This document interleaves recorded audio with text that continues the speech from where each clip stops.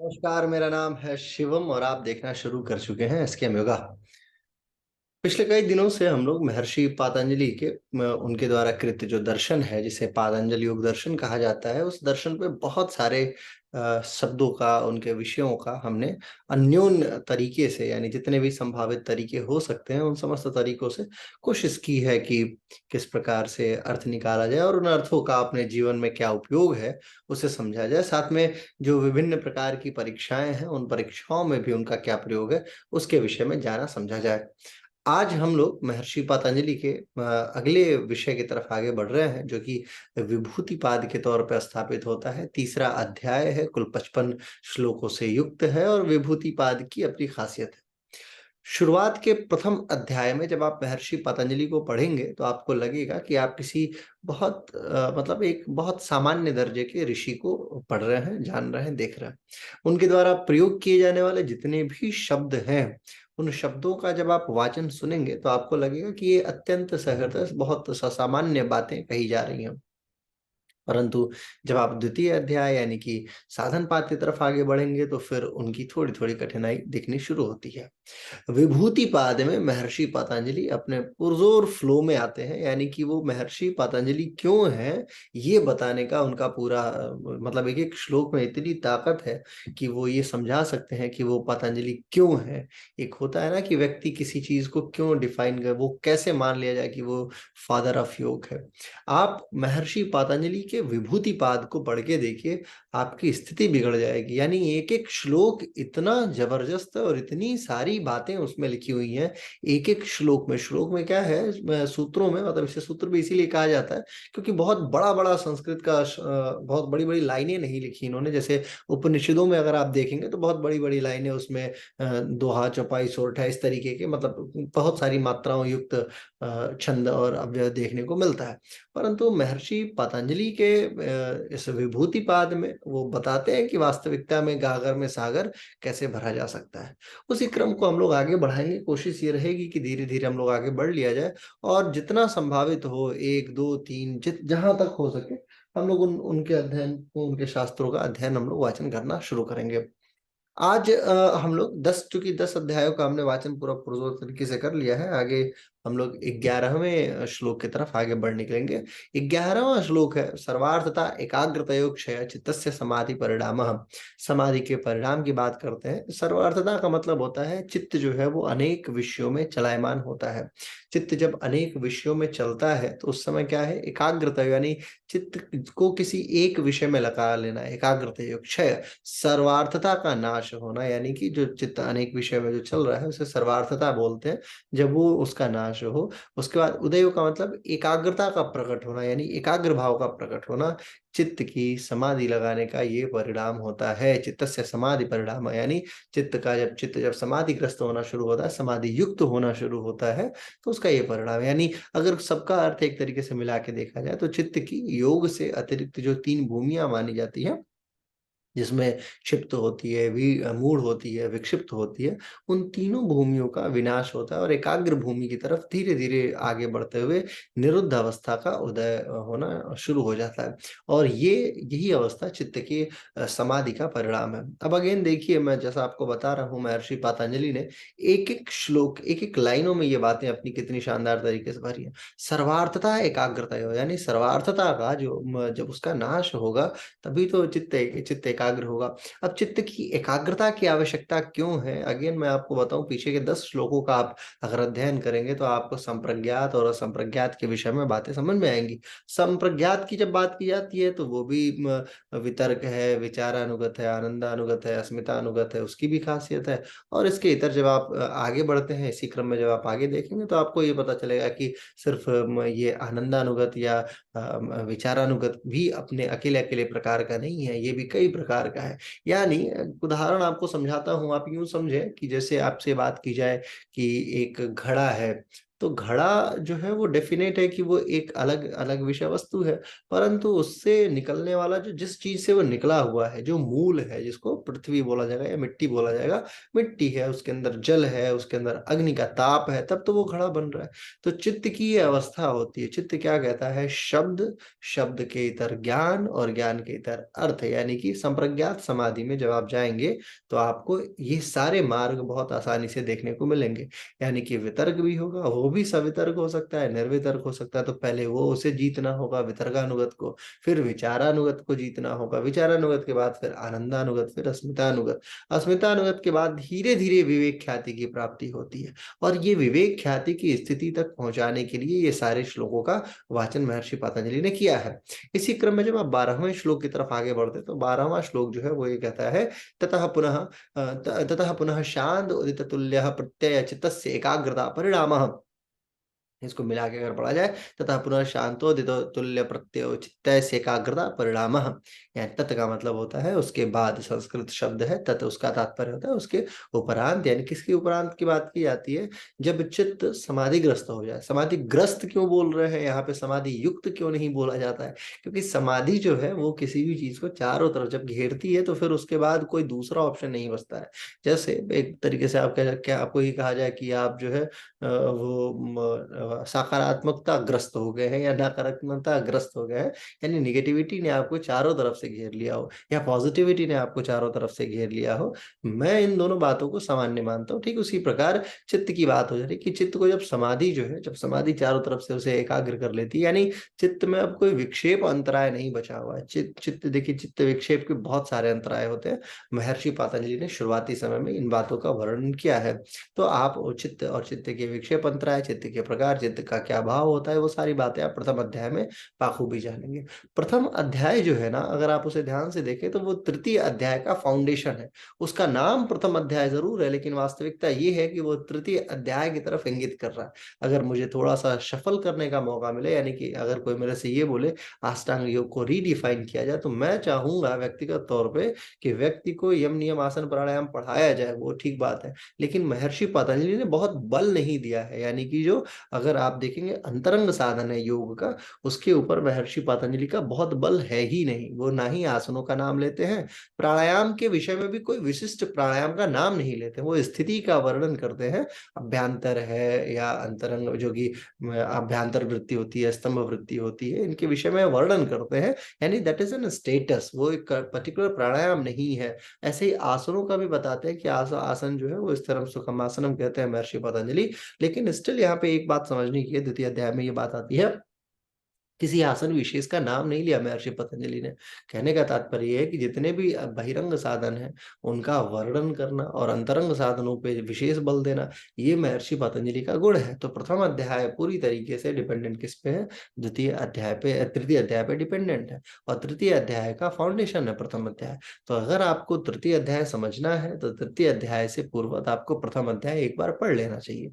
देखिए, इन सारे अध्यायों का वर्णन इतनी शांति और इतनी शीतलता, इतने प्रगाढ़ता से महर्षि पतंजलि ने किया। शुरुआती अगर आप मेरे श्लोकों को देखेंगे, सुनेंगे, समझेंगे, मैंने वीडियो उस पर भी बनाया हुआ है, तो आप ये पाएंगे कि महर्षि पतंजलि ने सारी चीजें कहीं ना कहीं से बोरो की हुई है। हर चीज किसी, मतलब प्रथम अध्याय पूरी तरीके से बोरोड है। बोरोड का मतलब कहीं ना कहीं से उधार ले लिया है, किसी उपनिषद से ले लिया, किसी पुराण से ले लिया, किसी वेद से ले लिया, ऐसे करके। परंतु जब तृतीय अध्याय शुरू होता है तो महर्षि पतंजलि अपने रंगत में आते हैं। अपने रंगत का मतलब why he pretend to be Patanjali, वो यहाँ पे प्रदर्शित होना शुरू होता है। तो तत् का मतलब है उसके बाद, यानी कि जब समाधि परिणाम जो होती है, समाधि ग्रचित जो है वो समाधि की अवस्था का स्वाद लेने लगे। पुनः का मतलब होता है फिर से, शांतोदितो का मतलब होता है, शांत का मतलब होता है शिथिल सौम्य, और उदितो का मतलब होता है पुनः उदित होना। तुल्य प्रत्ययों का मतलब होता है एक समान ज्ञान, प्रत्यय का मतलब होता है ज्ञान। चित्त से एकाग्रता परिणाम है, यानी चित्त की एकाग्रता का यही परिणाम है। तात्पर्य क्या हुआ कि चित्त के समाधि परिणाम के बाद एक वस्तु का ध्येय धीरे धीरे विषय पूर्वक ज्ञान जब जान लेता है, तो शांत होकर पुनः उसी समान ज्ञान का उदय होने की शुरुआत हो जाती है। और इससे क्या है, चित्त की एकाग्रता बढ़ती चली जाती है। मैं फिर से समझाता हूँ इसमें क्या होता है कि जब चित्त समाधिग्रस्त हो जाता है तो फिर जो शांत भाव है वो शांत होता है, वापस उदित होगा। मतलब जैसे आपने घड़े के विषय में जान लिया, तो मानिए अगर आपने, जैसे आप, एक और उदाहरण देता हूँ, जैसे आप कपड़ा देखिए, जो कपड़ा है ना वो रुई से बन रहा है अगर, तो रुई का उदाहरण मैं लेता हूँ। तो जब आप चित्त की शुरुआती समय अगर आपके बारे में बताएगा कि रुई का ध्यान करो, आपने रुई का ध्यान किया, रुई के विषय में आपने जान लिया कि रुई एक चीज है या रेशम है जो रेशम के कीटों से निकल के आती है, और आपने उस पर फोकस बना लिया। धीरे धीरे आप उसके अंदर प्रतिष्ठित हो गए। परंतु जब आप वापस से, जब समाधि की स्थिति आने, यानी संप्रज्ञात अवस्था आने शुरू हो जाती है, तो उसमें भी, संप्रज्ञात में भी मैंने आपको बताया है ना, कई सारा पार्ट है उसमें। तो विचारानुगत तक तो ठीक है, लेकिन जैसे ही वितर्क की अवस्था आती है तो अगेन फिर से वो वाला ज्ञान अपग्रेड कर जाएगा, अपलिफ्ट हो जाएगा। अब ये अपलिफ्टमेंट जो है, चूंकि संप्रज्ञात समाधि में है आप अभी, अभी आप असंप्रज्ञात तक तो पहुंचे ही नहीं है, तो संप्रज्ञात वाला है उसको 4 मेटाफेजेस से होकर गुजरना है, यानी 4 आपके पास अल्टीमेट फेजेस ऑलरेडी है, तो उन चारों फेजेस से होकर गुजरेगा। अब जब ये इन चारों फेजेस से होकर गुजरेगा, यानी वितर्क, विचार, आनंद, अस्मिता, इनसे होकर गुजरेगा, तो डेफिनाइट है, या डिफाइन भी किया जा सकता है इस बात को, कि वो एक वाले गुण को पहले प्रदर्शित कर देगा, यानी कि you are in the condition of samadhi, but still you have to give examination of 3 more parts, जो 3 अन्य पार्ट है उनके गुणों का भी तो अवलंबन करना है। वही बात महर्षि पतंजलि कहते हैं कि फिर धीरे धीरे वो वापस उस ज्ञान की उपस्थिति होनी शुरू हो जाएगी, और उसके कारण भी चित्त एकाग्र ही होगा। ऐसा नहीं है कि वो चित्त को विक्षेपित कर देगा। तो ये महर्षि पतंजलि द्वितीय श्लोक में ये बात बताने की कोशिश करते हैं कि धीरे धीरे धीरे धीरे वो अगेन आप उसी कंडीशन में आगे पहुंचना शुरू हो जाते हैं। अब बात आती है 13वें श्लोक की। 13वें श्लोक में आता है एतेन भूतेन्द्रियेषु, भूत इंद्रियेषु। देखिए, भूत और इंद्रियेषु का क्या तत्व होता है? भूत का मतलब पंच महाभूत, और इंद्रियों का वर्णन तो अब जाते हैं, पंच इंद्रियां आती है। धर्म लक्षण अवस्था परिणाम व्याख्याता, ये बात है। यानी इससे क्या होता है, चित्त के परिणामों से, जब चित्त अलग अलग अवस्थाओं में ज्ञान प्राप्त कर रहा है, कभी अज्ञान प्राप्त है, यानी कि कभी वो अपग्रेड करता है, कभी डिग्रेड करता है, कभी अपग्रेड करता है, कभी डिग्रेड करता है, तो उसकी बात हो रही है कि जब चित्त जो है वो अगर जैसे पूर्व के सूत्रों को अगर आप देखते हैं तो उसमें निरोध है चित्त का, धीरे धीरे योग चित्त वृत्ति निरोध है, चित्त की वृत्तियों का निरोध है, जो कि हम लोग योग में है। तो समाधि, एकाग्रता, ये सारी चीजें परिणाम जो है वो महर्षि पतंजलि ने ऑलरेडी बताया है। उसी प्रकार जब सभी पंच महाभूत और इंद्रियों का जो धर्म है वो लक्षण परिणाम, अवस्था परिणाम जब हो जाता है, धर्म परिणाम, लक्षण परिणाम और अवस्था परिणाम हो जाता है, तो उसे उसे एकात्म भाव समझना चाहिए, उसे एकाकार समझना चाहिए। एतेन भूत इंद्रियसु धर्म लक्षण अवस्था परिणाम व्याख्याता, यानी परिणाम, लक्षण परिणाम और अवस्था परिणाम समझना चाहिए। अब देखिए, अब आपको मैं इस पे बहुत अच्छा डिस्क्रिप्शन मेरे पास है, मैं आपको समझाता हूँ कि क्या है। जैसे चित्त में मान लीजिए आपने रुई की बात मैं कर रहा था कि रुई का आपने ध्यान लगाया हुआ है, रेशम का ध्यान लगाया हुआ है। तो इनका क्या है, अलग अलग समय में अलग अलग कंडीशंस आप जस्टिफाई करिएगा। जैसे जैसे चित्त की अवस्था में जैसे जैसे वो संप्रज्ञात समाधि के विभिन्न गुणों से होकर आगे बढ़ेगा, तो आपको 3 कंडीशंस पता चलेगी। आप जब ध्यान लगाएंगे तो आप उस समय ये महसूस कर पाइएगा कि किस प्रकार जो है जैसे रेशम है, तो रेशम किस प्रकार से कपड़ा बना देता है, रेशम किस प्रकार से रस्सी बना सकता है, कुएं की रस्सी बना सकता है, रेशम जो है वो क्या कहते हैं, अन्य कोई भी चीज हार्ड, यानी कि बहुत सॉफ्ट कपड़ा भी बना सकता है, तो कहीं हार्ड चीज, यानी कि खाट जिस पे व्यक्ति सोता है वो भी, उसका भी धागा मतलब उन्हीं चीजों से बनाया जा सकता है। या रुई जो है उसका धागा बनाया जा सकता है, ये वही रुई है जिससे आप कुछ ओढ़ने का भी बना सकते हैं, जो अगर आपको ठंड लग रही हो तो कहने का मतलब ये क्या है कि एक विषय एक है, चित्त एक है, उसका उसका विषय एक है, और उस विषय से संबंधित अंतराय बहुत सारे हैं। तो वही बात है, धर्म है, लक्षण है और परिणाम है, 3 बातें करते हैं। अब इसके विषय में अगर आप पहले 9वें और 10वें सूत्र में देखेंगे, तो निरोध समाधि के समय होने वाला जो चित्त का जो धर्म परिणाम है, या लक्षण परिणाम है, या अवस्था परिणाम है, उन सबका वर्णन हमें देखने को मिलता है। 11वें और 12वें सूत्र में संप्रज्ञात समाधि के समय होने वाले चित्त की बात की जा रही है। इसमें चित्त का धर्म, लक्षण और अवस्था परिणाम दिखता है। इसी तरह मानिए संसार जो है, संसार की जितनी भी वस्तुएं हैं उनका ये परिणाम जो है, मतलब जो धर्म, लक्षण और अवस्था परिणाम है, ये सब में बराबर परिणाम होता है। क्योंकि ये तीनों गुण जो होते हैं ये बेसिकली परिणामी गुण ही माने जाते हैं, यानी उनके कार्यों में लगातार परिवर्तन होते रहना अनिवार्य माना जाता है। इसलिए सूत्र में ये बात कही गई है कि ऊपर जैसे पंच महाभूत हैं और इंद्रियों में होने वाले धर्म लक्षण और अवस्था परिणाम है, उनको भी आपको समझना चाहिए। अब ये क्या है धर्म परिणाम, थोड़ा इसके विषय में जानते हैं। जब मानिए किसी एक धर्म दूसरे धर्म का लय होकर एक नए धर्म का उदय हो। धर्म का मतलब आप समझते हैं कंडीशंस, कंडीशंस का मतलब धर्म की बहुत सारी व्याख्या की गई है। जैसे एक होता है आपका हिंदू धर्म, मुस्लिम धर्म या सिख धर्म, ईसाई धर्म, ये वाला धर्म, वो धर्म नहीं है यहाँ पे बात हो रही है। पीवी काणे की एक किताब है क्या कहते हैं धर्मशास्त्र करके, तो वो पीवी काणे जो उस धर्मशास्त्र में एक जो वर्क होता है, हर व्यक्ति का एक विशिष्ट कार्य होता है। जैसे दुकानदार है, उसका कोई काम है, दुकान से फल बेचना है, सब्जी बेचना, जो भी उसकी जिस चीज की भी दुकान है, तो ये उसका धर्म है। बहेलिया है, उसका धर्म है आखेट करना, है ना। और पिता है, पिता का धर्म है कि वो अपने बच्चों का पेट पालन करे। तो इस प्रकार हर व्यक्ति का धर्म होता है, परंतु यहाँ पे उस धर्म का भी नहीं बताया जा रहा।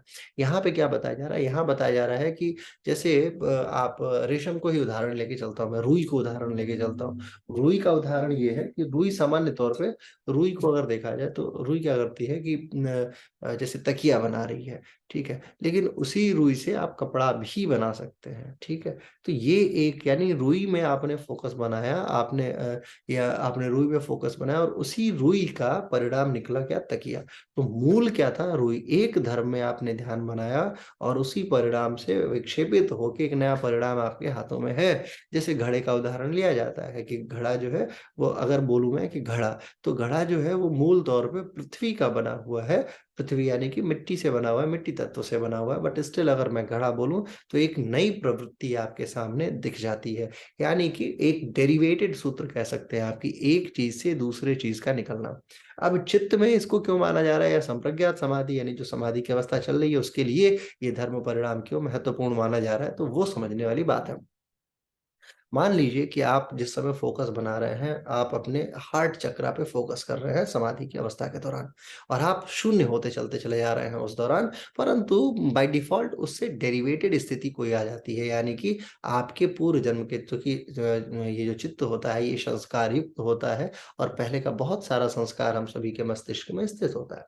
जब हम उस संस्कार को देखते हैं, जब उस संस्कार के कारण से या उसमें चित्त विक्षेपित होता है, तो हो सकता है कि एक विशिष्ट अवस्था से किसी नए धर्म का उदय हो जाए। तो वही बात महर्षि पतंजलि कहते हैं कि कभी भी हो सकता है कि धर्म परिणाम नया, कुछ नया इनपुट आपके सामने आ जाए, तो आपको परेशान नहीं होना। ये आपके वितर्क, विचार, आनंद, इन सब के पार की बात है, यानी ये इन तीनों चारों के अंतर्गत नहीं रखी जा सकती है। अब लक्षण परिणाम ये होता है कि जैसे धर्म परिणाम उदित होगा, तो लक्षण परिणाम उस धर्म में स्थित होता है। लक्षण का मतलब, जैसे वो घड़ा आपने देखा, तो घड़े को आपने माना कि एक नई चीज है ना, है मिट्टी का ही, डेफिनेट है कि मिट्टी से बना हुआ, बट स्टिल नई चीज है, तो उसका परिणाम भी परिवर्तित हो जाएगा। जैसे मिट्टी जो है, उस मिट्टी में अगर हम लोग पानी डालें तो मिट्टी उस पानी को सोख लेगी, लेकिन अगर घड़े में डालें तो वो उसे सोखेगा नहीं, वो उसे शीतल बना के आपको रिटर्न कर देगा। तो ये लक्षण परिणाम है। लक्षण परिणाम जो है वो धर्म में ही होता है। चौथे अध्याय के 12वें श्लोक की तरफ जब आप बढ़ निकलेंगे तो वहां भी आपको ये देखते हुए मिल जाएगा। तो जब आप समाधि की अवस्था हेतु आगे बढ़ रहे होते हैं, तो संभावित है कि कुछ नया लक्षण उसका, जब आप किसी धर्म में परिवर्तित होंगे, यानी किसी विशिष्ट गुण के कारण से आप किसी नए गुण की तरफ प्रवेश कर जाइएगा, तो संभावित है कि लक्षण में भी परिवर्तन आएगा। लक्षण डेफिनेट है कि चीजें चेंज होती चलती चली जाएंगी। जैसे जो रुई है, अगर रुई का तकिया बना के सर के नीचे लगा सकते हैं, तो उसी रुई का, या उसको और थोड़ा सा अगर उसे बार बार मॉडिफाई किया जाए, तो नई चीजें संभावित हो सकती हैं। जैसे प्लास्टिक, जैसे शीशा देख लीजिए, शीशा जो है शुरुआती, अगर वो शीशा जो है ग्लास में रखा जाए, तो अगर पीछे से कलगी कर दी जाए तो वो अपारदर्शी हो जाता है, और ऐसा हो जाए कि उसमें कई बार ब्लर वाला भी आप शीशा देखते होंगे, जो दोनों पार बस प्रकाश को आने जाने देता है, चीजें आप नहीं देख सकते। तो वही लक्षण परिणाम है, यानी कि धर्म में परिवर्तन होने के साथ ही लक्षण का परिणाम भी चेंज हो जाता है। अब चूंकि धर्म और लक्षण दोनों एक दूसरे से चिपके हुए हैं, तो जाहिर सी बात है कि अवस्था भी परिवर्तित हो जाएगी। जैसे पानी है, पानी को अगर आप चाहे तो भाप बना लीजिए, भाप का गुण धर्म बिल्कुल अलग होगा, उसका लक्षण बिल्कुल अलग होगा, ठीक है। ठीक उसी प्रकार उसकी अवस्था भी चेंज हो जाएगी। भाप की अवस्था बहुत अलग होती है। भाप का जला हुआ आदमी, गर्म पानी से किसी व्यक्ति को जलाइए और किसी व्यक्ति को बर्फ से उसे ठंडा कीजिए, या बर्फ का माहौल बना दीजिए, या उसे भाप से जलाइए। तो अगर गर्म पानी से किसी व्यक्ति को आप जलाते हैं, तो वो व्यक्ति जितना जलेगा उससे 2 गुना ज्यादा जलता है व्यक्ति भाप से। क्यों? क्योंकि भाप में गलन की गुप्त ऊष्मा होती है, और वो जो गुप्त ऊष्मा होती है वो किसी व्यक्ति को बहुत तेजी से जला देती है, सामान्य फिजिक्स में पढ़ाया जाता है।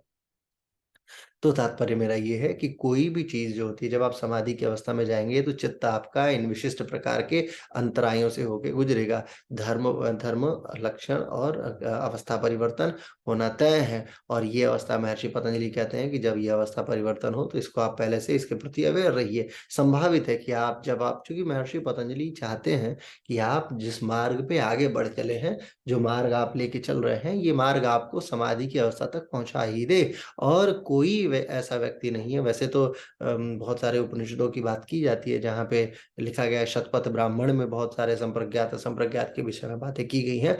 तो लेकिन अन्य किसी ऋषि ने समाधि के विषय में इतना क्रिस्टल क्लियर विवेचन नहीं किया है। देखिए, मान लीजिए कोई एक व्यक्ति है और वो किताब लिख रहा है या एक फ़िल्म लिख रहा है। अब जैसे बाहुबली फ़िल्म को देख लीजिए, अगर उसमें आपको ये पता ही नहीं चलता कि मूल जो मामाश्री थे, जिसे कटप्पा कहा जाता है, उन्होंने बाहुबली की हत्या क्यों की थी? अगर आपको ये क्लियर नहीं होता तो कन्फ्यूज़न आपको आपका बना रहता। तो 2 पार्ट में आके उस फ़िल्म ने आपको क्लैरिफ़ाई कर दिया ना कि ये कारण था, इसके कारण से उन्होंने ये चीज़ें थी। वैसे ही हर ऋषि जो होते हैं या हर महात्मा जो होता है या हर अच्छा राइटर जो होता है, वो क्या करता है, वो आपके सारे प्रश्नों का धीरे-धीरे कोशिश करता है कि उसे सॉल्व कर दे।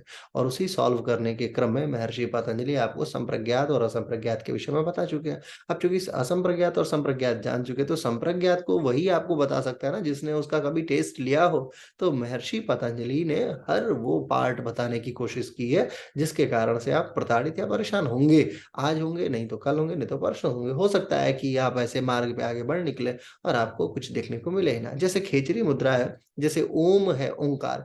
ओंकार के विषय में नादबिंदु उपनिषद ने बड़ा अच्छा वर्णन किया है। खिचड़ी मुद्रा के विषय में भी कुछ उपनिषद है, उन्होंने बड़ा अच्छा वर्णन किया है। रुद्र के विषय में श्वेताश्वर ने वर्णन किया है, तो योग तत्व उपनिषद ने विष्णु भगवान के विषय में वर्णन किया। यानी सबका मूल धर्म क्या है कि आपको किसी भी हैलुसिनेशन की कंडीशन में ना छोड़ना। नहीं तो आप परेशान हो जाएँगे, फिर आपको मान लीजिए आप आपके अंदर ऐसी प्रेरणा जागी कि आप जो है समाधि वाले मार्ग पे आगे बढ़ने के लिए आपने बड़े अच्छे तरीके से आसन प्राणायाम सारे अंतरंग साधन को सिद्ध किया। अब बहिरंग की तरफ बढ़ निकले थे, या बहिरंग को सिद्ध किया, अंतरंग की तरफ बढ़ निकले।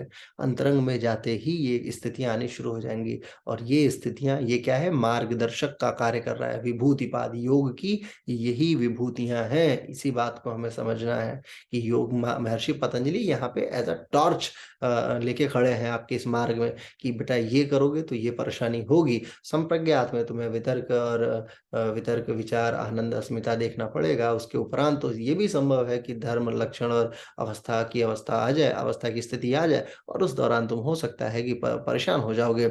अब इसके बाद बताते हैं कि अब धर्मी का क्या लक्षण होता है, उसके विषय में बताते हैं। बताते हैं कि शांत उदिता अव्यपदेश्य धर्मानुपाति धर्मी। यानी जो भूतकाल में, शांत का मतलब जो पिछले समय में जो शिथिल हो चुका है, जो समाप्त हो चुका है, जो बिल्कुल अंत था। भूतकाल यानी पास्ट में, उदिता यानी वर्तमान काल में जो इस समय है, और अव्यपदेश्य मतलब जो भविष्य में होगा, उसमें उसके उसके बाद बोलते हैं धर्मानुपाती, यानी धर्म में विद्यमान रहने वाला पदार्थ ही धर्मी होता है। यानी किसी भी पदार्थ के अतीत, वर्तमान व भविष्य धर्मों में जो एक तत्व सदा विद्यमान रहता है, वही धर्मी है। जैसे पानी का मूल धर्म है पानी, ठीक है ना? पानी का जो गुण है वो है पानी। अब वो चाहे, यानी कि जैसे पानी का मतलब है शिथिलता, पानी का शिथिलता मतलब शीतलता, और उसके बाद उसका गुण है लिक्विड फॉर्म में रहना, उसका तीसरा गुण है बहते रहना। ठीक है? ये पानी का गुण है। तो महर्षि पतंजलि कहते हैं कि अगर तुम्हारे सामने गलती से मान लो तुमने पानी पे ध्यान लगाया और तुमने पानी के भाप वाले, गर्म वाले स्वरूप का तुम्हारे से ध्यान लग गया, तो तुम परेशान मत होना। जो धर्मी है वो अपने धर्म में स्थित होगा। आज नहीं होगा, यानी भूतकाल में था वो जैसा, हो सकता है कि वो भविष्य में हो, या हो सकता है वो वर्तमान में हो जाए, बट स्टिल वो ही जो उसका मूल गुण है वही धर्मी है, यानी वही धर्म योग्य है। यानी धर्मेत इति ध्यायेत, यानी जिसको आप धारण कर सके वही धर्म है। तो धर्म को आपको धारण करना चाहिए, जो मूल गुण है समाधि का वो आपको प्राप्त करना चाहिए। बहुत सारे लोगों ने इसका बहुत बड़ा-बड़ा विवेचन किया है। मेरे समक्ष जो भी मेरे को देखिए, जो भी मुझे लगता है महर्षि पतंजलि ही मुझे बता रहे हैं, जो भी बातें हो रही हैं मेरे गुरुदेव मुझे बता रहे हैं, तो मैं आपके समक्ष वो बातें साझा कर रहा हूँ। क्योंकि ये उदाहरण, पानी वाला उदाहरण इतना सटीक बैठता है महर्षि पतंजलि के तमाम श्लोकों के ऊपर, क्योंकि अन्य कोई उदाहरण में आपको इसको क्लिष्ट करके बताया जाए तो क्लिष्टता बहुत ज़बरदस्त है। अब धर्मी से क्या लेना-देना? आपको धर्मी कैसे, क्या चीज़ है जो धर्मी है, क्या चीज़ है जो अधर्मी है, यानी धर्म के विरुद्ध है। पानी का धर्म का विरुद्ध क्या होगा? पानी जो है वो ऐसा नहीं हो सकता कि वो परमानेंट वो हो जाए, यानी कि हार्ड हो जाए, जैसे ठोस हो जाए। कभी भी वो पानी का गुण है, पानी थोड़े समय के लिए ठोस किया जा सकता है, बर्फ युक्त किया जा सकता है, लेकिन उसका मूल धर्म क्या है? वो है लिक्विड बने रहना और बहना, ऊंचाई से नीचे की ओर बहना। तो ये इसका मूल गुण है। तो महर्षि पतंजलि कहते हैं कि अगर आप संप्रज्ञात अवस्था की तरफ जा रहे हो, आगे बढ़ रहे हो, तो ये संभावित है कि कोई चीज जो है वो विधर्मित हो जाए, अपने धर्म के इतर हो, अपने जो उसका मूल गुण है उसके बाहर हो। बट आप वहां पे कंफ्यूज नहीं होना, आप फोकस बनाए रखना। चाहे आप उसके भाप वाले यानी गर्म स्वरूप का ध्यान कर रहे हो, भाप भी है, वो भी डेंस होके कंडेंस होके वापस धीरे धीरे नीचे आ जाएगा। बादल क्या है? बादल भाप ही तो है, वापस से वो पानी बनता है, पानी बन के नीचे आ जाता है। बर्फ क्या है? बर्फ में भी जैसे गर्मी मिलती है, वो वापस पानी बन जाता है। तो यही बात है, जो चीज मूल है वो अपने मूल स्वरूप में आएगी। हो सकता है कि उसका धर्म लक्षण और अवस्था तीनों परिवर्तित हो रही हो, तीनों स्थितियां परिवर्तित हो रही हो सकता है कि वो वितर्क विचार आनंद अस्मिता के युक्त हो, लेकिन आपको आपके चित्त में फोकस बनाए रखना है। चित्त जो है वो वापस आपके विषय में, जिस विषय के कारण से आप प्रताड़ित हो रहे हैं, उस विषय को खींच के लेके आएगा और वापस आप उसी धर्म में स्थापित हो जाएंगे। 15वां श्लोक जो है वो क्रम अंतव्यम परिणाम परिणाम अंतत्वे हेतु बताते हैं। क्रम का मतलब होता है, क्रम का मतलब जो लाइन से चीजें आ रही हैं, क्रम अंत्यत्वम यानी अंतर जो होता है, अंत्यत्वम का मतलब जो डिफरेंस है बेसिकली। परिणाम यानी परिणाम के, अन्यत्व यानी भिन्नता या भेद होने का कारक है। अर्थात एक परिणाम का किसी अन्य परिणाम के पश्चात होना क्रम है। जैसे जैसे बर्फ है, बर्फ का पानी में चेंज होना यानी वापस से लिक्विडिफाई होना, यानी ठोस का सॉलिड का वापस से लिक्विडेट होना, ये उसका क्रम है। और क्रम का भिन्न होना परिणाम के भिन्न होने में कारक बनता। यानी कि क्रम अगर भिन्न हो जाए, ऐसे ठोस से सीधे गैस बन जाए, तो उससे रिजल्ट भी चेंज हो जाएगा। यानी जो बर्फ ठंडी थी, अगर आप उसे वापस से भाप बनाने की कोशिश में कर रहे हैं, वापस वो भाप बनेगी, तो उसका पूरा पूरा परिणाम और उसका धर्म वो सब चेंज हो जाएगा। सारी चीजें चेंज होगी बिल्कुल, क्योंकि जो बर्फ जिसका गुण था शीतल होना, अगर वो वापस उसके परिणाम में अंतर आ रहा है, वो सीधे भाप बन रही है, तो डेफिनेट है कि उसका गुण, सारा का सारा गुण धर्म चेंज हो जाएगा और वो परिणाम की भिन्नता का कारक बन जाएगा। तो अगर आपका चित्त विक्षेपित हो रहा है और किसी परिणाम के तहत, किसी भी मूल गुण के धर्म के तहत, अगर आप कोई अपने पिछले संस्कार से किसी बात को समझते हैं और किसी व्यवस्था क्रम को, किसी संयम को, किसी व्यवस्था क्रम को आप समझते हैं, तो वो अगर डिफरेंस क्रिएट कर रहा है, तो ये मान के चलिए कि अगर उसका धर्म चेंज हुआ होगा, तभी उसका परिणाम चेंज हो रहा है। तो आपको फिर भी वहां भी परेशान नहीं होना है, आपको स्थितिजन्य बने रहना है। कालांतर में वो फिर से कंडेंस होगा, फिर पानी बनेगा, फिर लिक्विड बनेगा, फिर हो सकता है सॉलिड बने, बर्फ बने, और वापस से वो लिक्विडेट होके अपने मूल गुण में आ जाएगा। तो चित्त के साथ में आपको बहुत प्रताड़ित नहीं होना है। अगर परिणाम चेंज हो रहा है तो होने दीजिए, उसमें कोई परेशान होने की जरूरत नहीं है। आगे बताते हैं, परिणाम त्रय संयमाद अतीत अनागत ज्ञान। अब देखिए फिर उसी परिणाम की बात करें। देखिए पानी वाले उदाहरण को पकड़ के रखिएगा, आप बहुत अच्छे से इन बातों को समझ जाएंगे। परिणाम त्रय का मतलब होता है किसी भी पदार्थ के तीन परिणाम जो होते हैं, धर्म लक्षण और उनकी जो अवस्था होती है, उसमें संयमात यानी संयम, संयम का मतलब क्या होता है, जो इसे, जो आपके अंतरंग साधन होते हैं ना, उसको संयम भी कहा जाता है। धारणा, ध्यान और समाधि, इन तीनों को पकड़े रहने से अतीत यानी पदार्थ का जो भूत है, अनागत यानी जो भविष्य है, और ज्ञान का मतलब उसका ज्ञान हो जाता है। किसी भी पदार्थ के तीनों परिणाम में संयम करते से उस पदार्थ के भूत और भविष्य और जो वर्तमान है उसके, उसमें तो आप है, ये बाकी सबका ज्ञान हो जाता है। अब देखिए ये बात कितनी क्लियर हो गई, क्रिस्टल क्लियर है। आप पानी को फिर पकड़ लीजिए। महर्षि पतंजलि कहते हैं कि अगर आप उसके विषय में धारणा, यानी कि if you are developing your mentality about water, for example we are considering water as ना, एज अ चित्त, चित्त का विक्षेप ले लेते हैं, चित्त का पर्टिकुलर सब्जेक्ट ले लेते हैं वाटर। तो अगर आपने उसके विषय में एक मेंटालिटी डेवलप कर लिया, there is something that is called water, ठीक है। उसके बाद आपने धारणा के बाद आपने उस पर मेडिटेट किया, उसको उस पर लगातार आपका ध्यान बना हुआ है, फोकस बना हुआ है। जब वो फोकस बना हुआ है और उस अवस्था में आप समाधिस्थ होते हैं, संप्रज्ञात की अवस्था में जाते हैं, और तमाम संप्रज्ञात में वही वितर्क विचार आनंद अस्मिता होते हुए गुजर रहे हैं, तो आप वर्तमान स्थिति को समझ चुके हैं, बाखूबी समझते हैं। लेकिन जैसे ही विवेक ख्याति वाली स्थिति आएगी, उसके पूर्ववत में आप उसके धर्म, उसकी लक्षण, उसकी अवस्था, तमाम गुणों को जान जाइएगा। यानी कि आप ये समझ जाएंगे कि ये वही पानी है जो कभी बर्फ हुआ करता था, कभी भाप भी बन जाएगा। भाप होगा तो गर्म होगा, बर्फ होगा तो ठंडा होगा, पानी होगा तो न्यूट्रल होगा, है ना, सॉलिड होगा, लिक्विड होगा, गैस होगा, ये किस फॉर्मेट में होगा, ये बात आप उस दौरान समझ जाएंगे। महर्षि पतंजलि कहते हैं स्थिरम स्थिरम स्थिरम, यानी स्थिर बने रहिए, आपको परेशान होने की आवश्यकता नहीं है। परिणाम त्रय संयमात अतीत अनागत ज्ञानम, यानी कि अतीत यानी उसके भूतकाल को भी आप जान जाएंगे कि ये कौन था, है ना। अगर मान लीजिए आपको लिक्विड आपके हाथ में सिंपल पानी है, तो आप ये जान जाएंगे कि किसी जमाने में ये बर्फ था, और आप ये भी जान जाएंगे कि किसी जमाने में गर्म होके अभी, क्योंकि अभी आप उनके हाथ में पानी है, तो जाहिर सी बात है जो चीज भूतकाल में बर्फ थी वो गर्म हुई होगी, तभी तो वो पानी बना है। और यही गर्मी अगर कंसिस्ट कर जाए, यही गर्मी अगर लगातार चलती चली जाए, तो ये डेफिनेट है इस अवस्था को भी चेंज कर जाएगा और वापस से क्या बन जाएगा, भाप बन जाएगा। तो ये स्थिति होती है। अब मान लीजिए अगर ठंड की अवस्था चल रही है, तो आप ये जानते हैं कि ये जो पानी है यही कालांतर है, अभी पानी बना है क्योंकि इसके पहले भाप था, भाप ही ठंडा हुआ तो पानी बना, और पानी ही ठंडा होगा तो बर्फ बन जाएगा। यानी कि आप उसके गुण, उसके धर्म, उसकी अवस्था, तीनों के विषय में जान सकते हैं। महर्षि पतंजलि कहना चाहते हैं कि चित्त को विक्षेपित होने देने की आवश्यकता नहीं है। हे छात्रों, हे प्रिय छात्रों, अगर आप समाधि के मार्ग पे हो तो परेशान मत होना। संभावित है कि आपका चित्त जो है किसी भी विषय में, किसी भी शब्द संशय में पढ़ के परेशान होता दिखे, लेकिन अगर वो परेशान हो रहा है तो आपको उसको स्थिर बना के रखना है, स्टेबल बना के रखना है। क्यों? क्योंकि आपको धीरे धीरे जब आप उसका लगातार फोकस उस पर बनाएंगे, उस पर संयम करेंगे, यानी धारणा ध्यान समाधि कीजिएगा, तो आप देखेंगे कि धीरे धीरे आप उस अवस्था को समझने लग जाएंगे, उसको जानने लग जाएंगे। तीसरे अध्याय का 17वां श्लोक जो है महर्षि पतंजलि आगे बताते हैं शब्द अर्थ प्रत्यायनाम इतरेतर अध्यात्म अध्यात्म सत्संग करत प्रतिभाग संयमात सर्वभूत रूत ज्ञानम। क्या शानदार श्लोक है ये। बताते हैं शब्द, उसका अर्थ, प्रत्यय का मतलब होता है ज्ञान, इतरेत यानी आपस में, अध्यासात का मतलब जुड़ जुड़ जाने के कारण से, संकरम का मतलब एक दूसरे से सम्मिश्रण से जो एक नया तत्व बन के आता है, संकर तत्व जिसे बोलते हैं।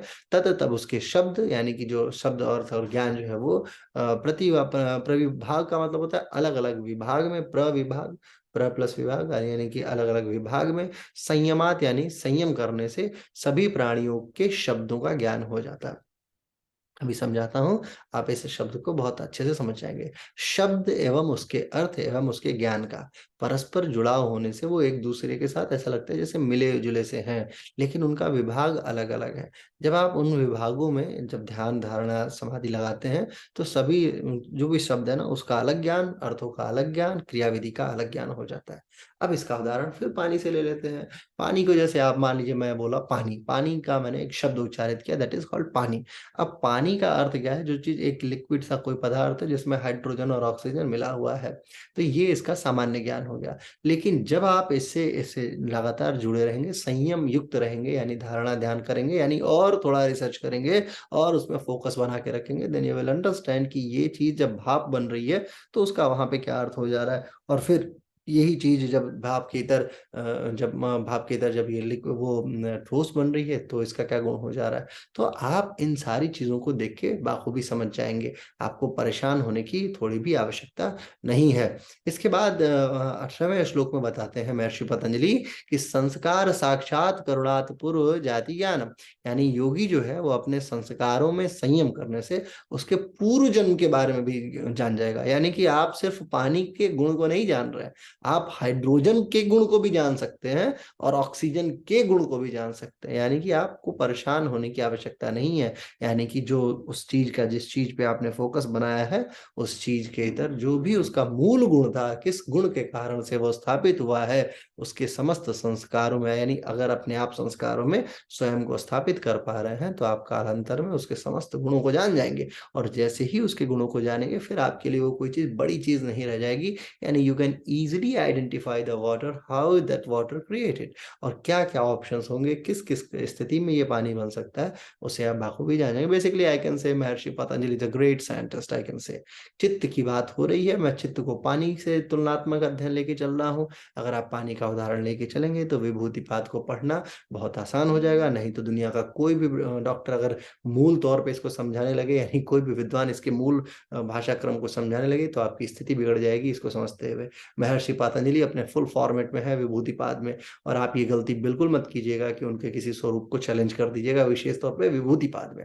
बताते हैं 19वां श्लोक है, प्रत्ययस्य परचित्तम ज्ञानम, यानी अपने से भिन्न व्यक्ति के चित्त में संयम करने पर, यानी कि जो मूल तत्व है उसके अलग चित्त में संयम करने पर दूसरे के चित्त भावों का भी ज्ञान हो जाएगा। यानी कि जब आप हाइड्रोजन ऑक्सीजन समझने लगे हैं तो आप नाइट्रस ऑक्साइड को भी समझने लगेंगे। आप उससे में उसके बाद जो है अगर मर्क्यूरिक है उसको भी समझ लेंगे, K2SO4 Al2SO4 थ्राइस 24H2 यानी फिटकरी है उसको भी समझने लगेंगे। यानी आपके पास डिफिकल्टी फिर नहीं है, आप जिस चीज में धारणा ध्यान समाधि लगाएंगे, जिधर भी लगाएंगे वो चीज अब आपके आपके बस में है। और आगे महर्षि पतंजलि थोड़े से आसान हो जाएंगे 20वें श्लोक के बाद से, फिर बताना शुरू करते हैं सारे गुणों को। देखिए ये जो 19-20 श्लोक था ना, ये सच में अपने लेवल का क्या शानदार श्लोक है।